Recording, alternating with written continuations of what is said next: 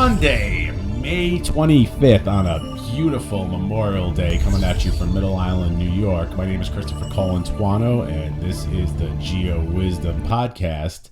If you've been watching and you like what you see, please like and subscribe. I just want to take some time out and say that the reason that I am doing this work is because I think it is very important that we understand the world around us. And the best way that we can understand the world around us is by understanding our civilization.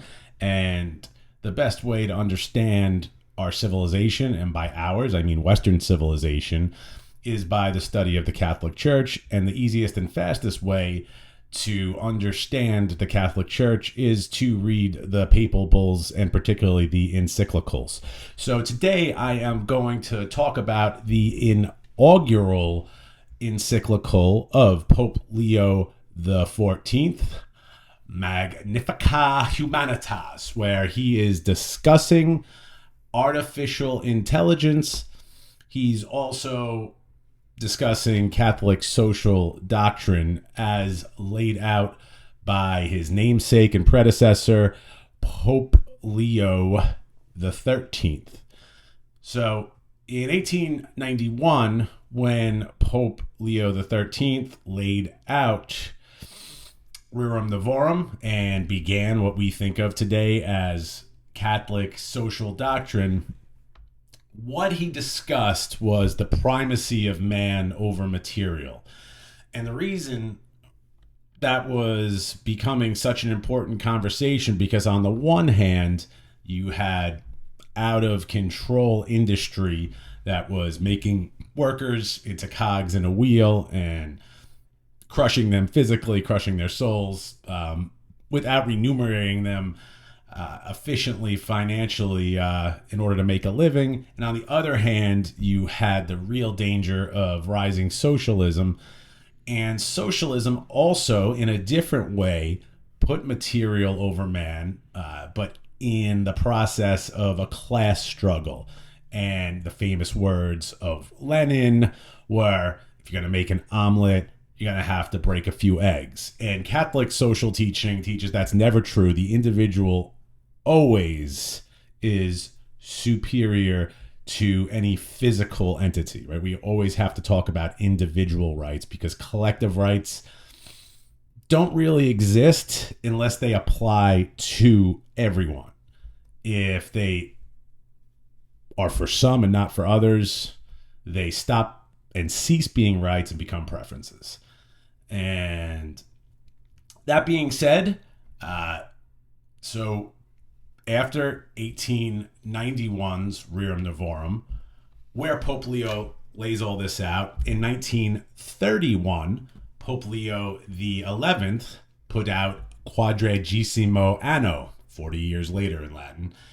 And this discussed and updated a lot of the same things happening, but in terms of modernity, right? Because there's no arguing that 1891 may or may not be called modern times. 1931, it's less than 100 years ago today.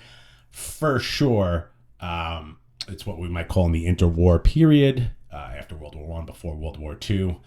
And he spoke very specifically of the crushing despotism, the economic despotism that can very easily occur under out-of-control capitalism.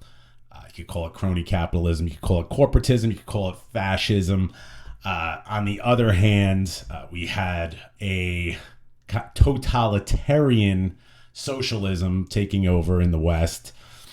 And the way I like to describe it is that either side, whether it's fascism or out-of-control capitalism, whether it's totalitarian communism or socialism, they are two dirty wings of a very dirty bird flying humanity right into a mountain.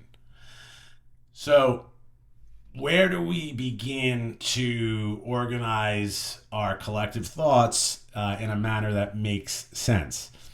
Now, just in my personal opinion, the popes since Pope Pius XI, who have further developed Catholic social doctrine, have done so in a way that, just for me myself, is a little more, I would call it, confusing or open to interpretation. And when I'm looking to an encyclical, what I'm looking for is some sort of, if not definitive truth, at least a definitive opinion from a learned, trusted source.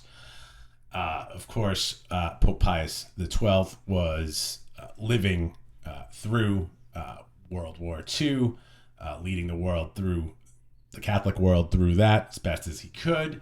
The termination of many priests' lives by the Nazis. So the first concentration camp, not known to many, of course, was in Dachau. That was built for Catholic priests who were protesting what was going on. And then the Korean War right afterwards. And going forward to today, May 25th, Pope Leo XIV released his encyclical addressing artificial intelligence. Now, a few things in particular that he lays out in the encyclical that are very important to think about before drawing any conclusions. If you were hoping for a definitive series of suggestions about the multitude of areas that artificial intelligence is touching, you're not going to find it. That just it. I read the whole thing as soon as I got up this morning, took my time, went back, highlighted a few areas. I called a priest who's also a teacher of priests, who I hold in very high esteem, discussed with him just one particular area of concern for me, which was where Pope Leo XIV brings up that the just war theory, except in areas of self-defense, is now outdated. Now, okay, so what then is your solution to a world at war? He doesn't offer one. So on the one hand, he said that the just war theory, it justifies all kinds of horrific actions, but he doesn't say how we can improve things. So that right there to me was an area of concern, because it's more confusion. And the one thing we don't need in the world right now is confusion. The one thing that we need in a land of confusion is some sort of certainty, or if not certainty, some sort of strong voice of conviction that is going to lead us through these dark, murky times. So that didn't really do it for me. And the priest I spoke to said that this is part and parcel. This is what we're going to just expect right now from Pope Leo XIV.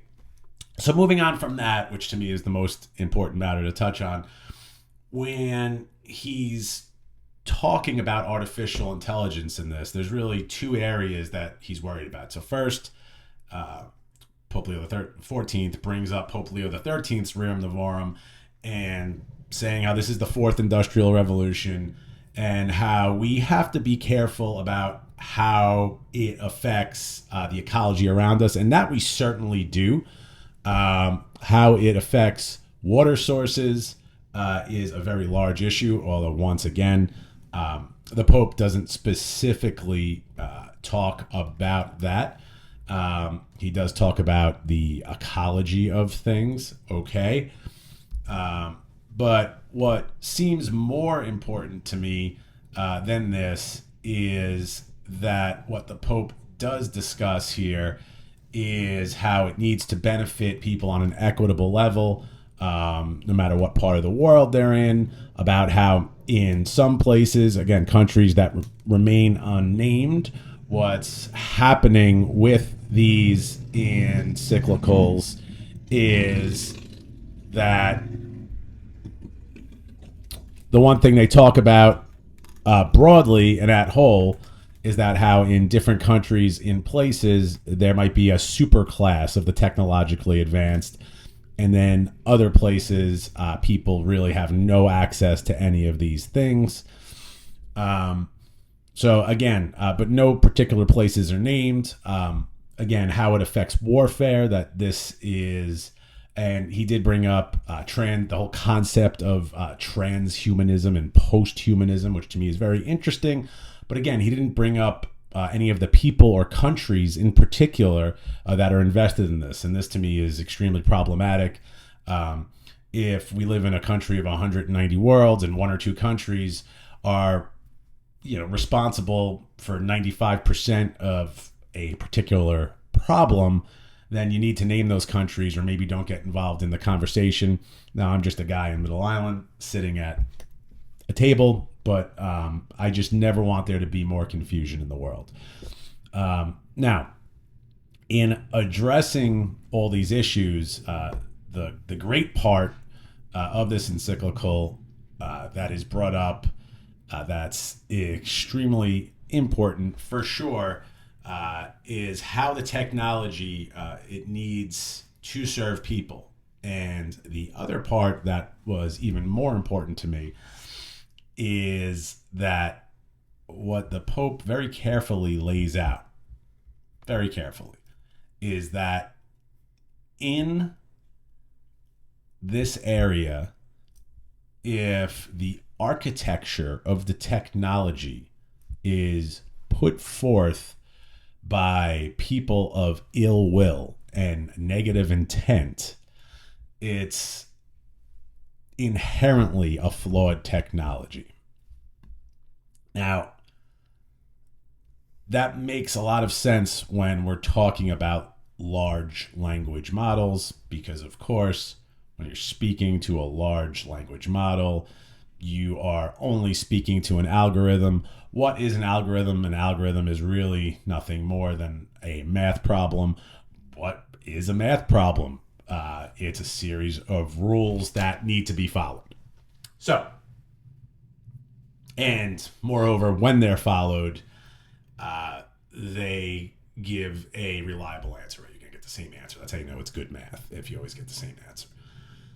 So, the large language models, if the language is written by people that are inherently corrupt and whose have agendas of their own that they want to insert, then of course this is inherently dangerous. And why is it dangerous? It's dangerous because a lot of journalism is being done with artificial intelligence. It's dangerous because a lot of research is being done with artificial intelligence. I'll stop there for a second, because what do journalism and data research make up? Well, I'd say they make up 90% of our media. So if 90% of our media is made up of a technology that's far, far, far less discriminating than Wikipedia, which we know is almost synonymous now with poor research, right? Oh, you did all your research on Wikipedia. That means that you learn something in half a day because you were bored, not because you have really any relevant knowledge of it. But now we're writing intense, maybe doctoral theses based upon artificial intelligence. And at least Wikipedia, right, there'd be a source. There's always a source for the information that you can track down. With this artificial intelligence, there is no specific source.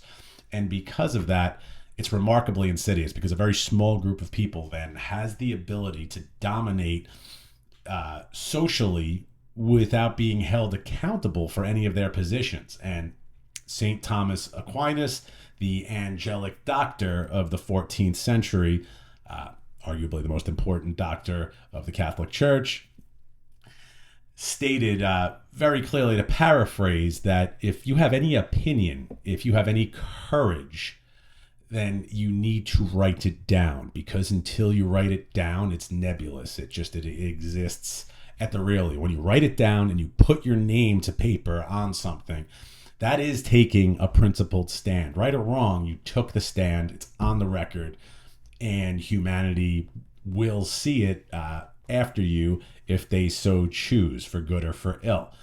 with artificial intelligence, we now have the ability to break down the social order in a country with absolutely no repercussions to whoever programmed the technology. Now, am I saying that the makers of any particular large language models should be held accountable? No. It's like any other weapon. A sickle for a farmer is something for bringing in a crop. A sickle for a sick maniac, it could be used to murder someone. But we do have to think about if these technologies are labor intensive in the forms that we are destroying whole towns, villages, counties just to provide water for them. Well, that's something that doesn't really work. Not in the long term. If they are disrupting, if the use of them is disrupting the social order, then and privately held individuals are reaping all the benefits financially, then no, this is something that we do have to deal with. I don't really see how Pope Leo is dealing with it here, but he is discussing it at great length, and I don't know of any world leaders that are doing it. And the reason they're not doing it is because I think it scares the bejesus out of them.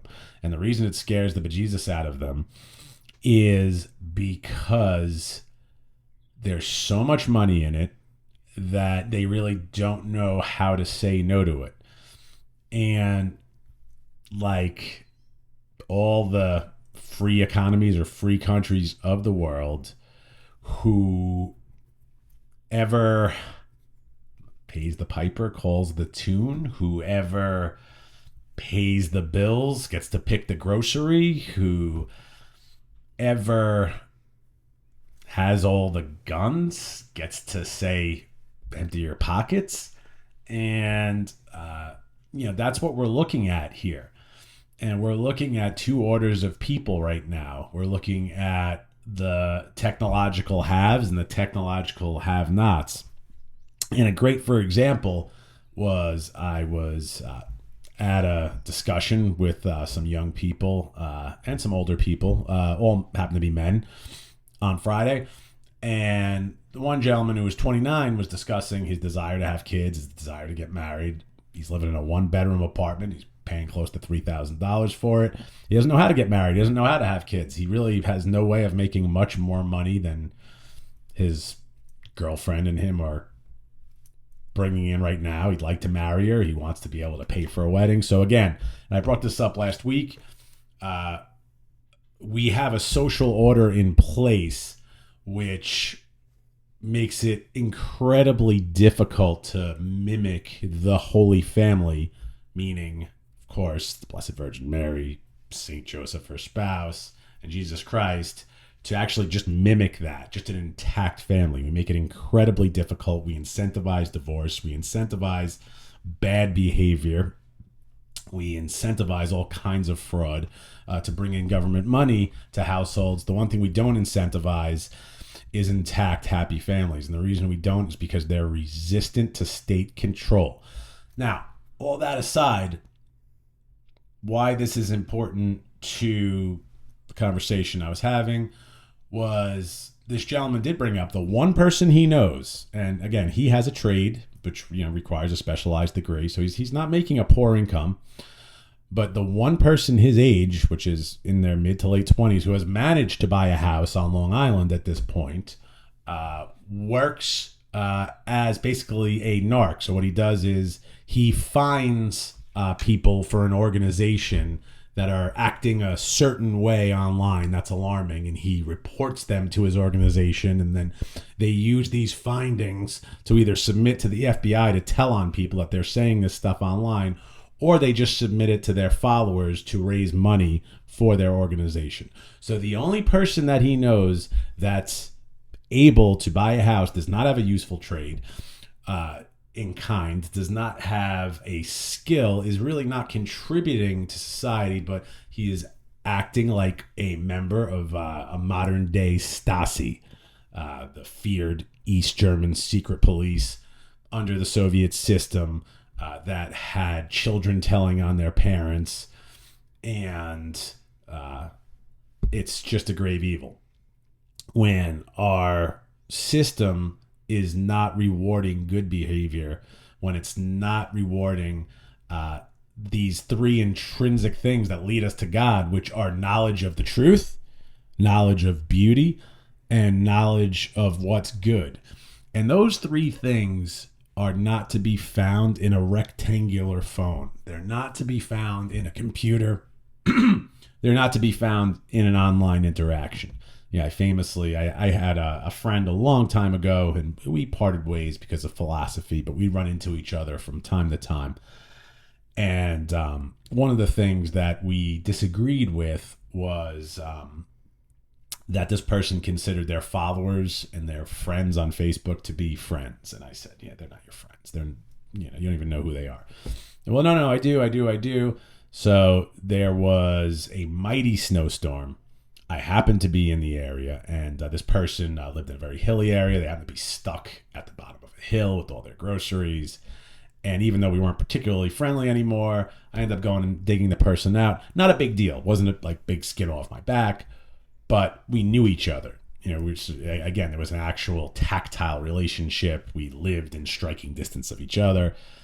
And of course, me being a little bit on the sarcastic side, as I was digging the person out, I said, "Oh, so where are your Facebook friends? Where are your followers?" Because this person has tens of thousands of followers, tens of thousands of Facebook. But I couldn't resist, and but it did make them. This was not a person, not a vacuous person by any means. I think it did make them think about it. That whenever there is a disaster, all disasters are local. They're not. There's no such thing. Luckily, in my lifetime, as a global disaster, although we are reaching it right now with what's happening in the Straits of Hormuz. And I'm going to finish the conversation there, because when we're talking about artificial intelligence, the most dangerous part of it, and Pope Leo didn't touch on this part of it too much, is its application in human warfare. And the reason that artificial intelligence is so dangerous in regards to human warfare is that it can make decisions that will incentivize death and destruction right now. And Pope Leo did bring this up in the encyclical, quite interestingly, that the Ukrainians are actually now incentivizing taking out Russians through basically a video game. And it's like you get gaming points for taking out installations, and it's disturbing. Now, I think the more disturbing part of it is when we start to talk about things like HIPAA, and most of you probably know what HIPAA is if you're over the age of 20. If you're younger and you work in the medical field, or unfortunately you've been involved in hospitals, you know what it is. And HIPAA is just the act that codified collecting our information and keeping it safe. But what it really did was create a government database where the government has access to all of your technical data in regards to your health. So that can very easily be weaponized, and in the hands of an artificial intelligence. A very simple algorithm could say, well, this specific branch of the population is very vulnerable to X, and then exploit it. And again, I think to me, the one thing that this encyclical misses, that is really all I think about when I think about if something is a good or something is a bad, and it's always day to day, it's always moment to moment, is, does it serve my salvation? Does it serve my salvation to become too engrossed in the concept of artificial intelligence? I'll say it doesn't. And the reason that it doesn't is that it is a tool like any other. And if I see reliably the outcomes I get from it are taking me in a bad direction, then I'm not going to use it, or I'm going to use it very sparingly.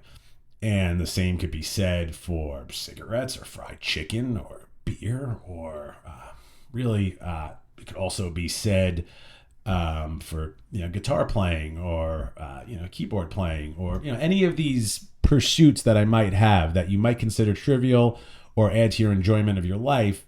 But if it doesn't aid in your walk towards salvation, maybe you need to pull back on it.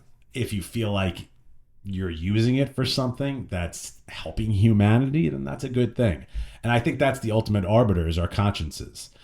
And as long as our consciences are our ultimate arbiter, and we are rooted in God, we're rooted in Christ, then we know we're looking in the right direction. I am Christopher Colantuono. Thank you for tuning in to the Geowizdom Podcast. Have a great evening.